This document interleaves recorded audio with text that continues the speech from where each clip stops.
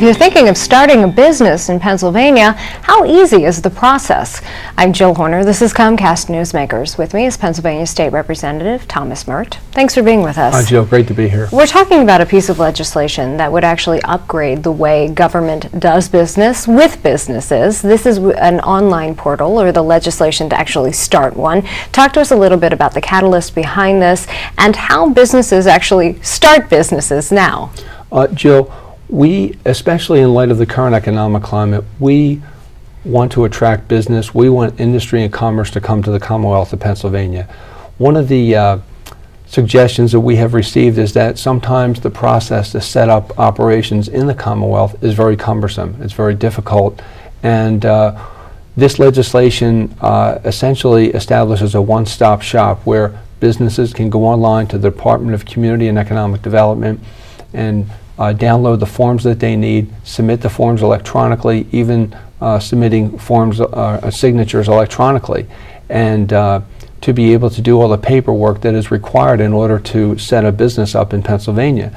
As you're aware, New Jersey has such a portal, and it's very, very successful, and we would like to glean some of the success that New Jersey has had in this area in the Commonwealth. So other states have similar types of ideas. As it stands now, do businesses or individuals from businesses actually have to go to Harrisburg?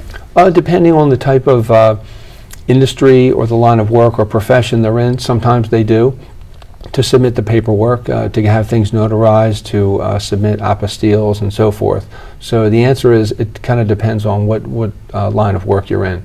So dependent on the business, you may actually have to make that trip from another part of the state to go to Harrisburg. That's a possibility, but we really, again, we want to streamline this process. Mm-hmm. We want to attract business to Pennsylvania. One of the things that businesses look at and discern before they come into a state is the climate in that state business friendly? And they're not just looking for tax credits or anything like that. They're really looking at a process, whether or not the state in question, in this case the Commonwealth, is business friendly. Do they really want business to come here? And that's one of the things that you're working on at this point, but let's talk a little bit about something that's going into effect now, and this is Act 98. It's related to texting while driving. All drivers need to be aware of this now because texting while driving becomes a primary offense in Pennsylvania.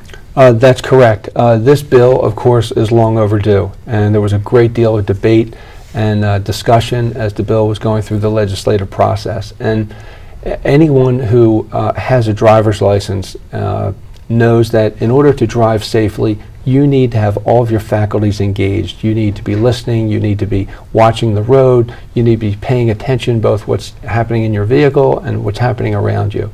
You can't do that if you're texting. You can't do that if you're punching on a cell phone.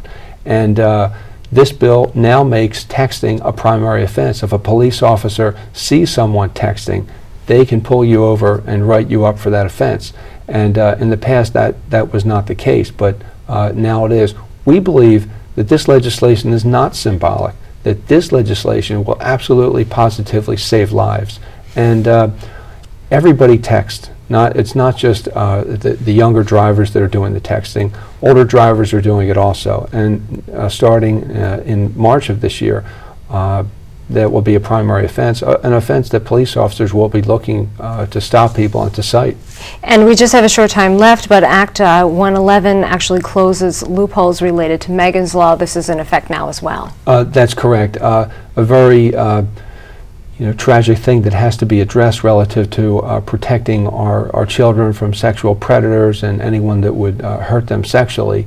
Act 111 now includes any kind of school employee upgrading the offense for any kind of sexual contact between a school employee and a student. All right, thank you very much for being with us. Thanks, Jill.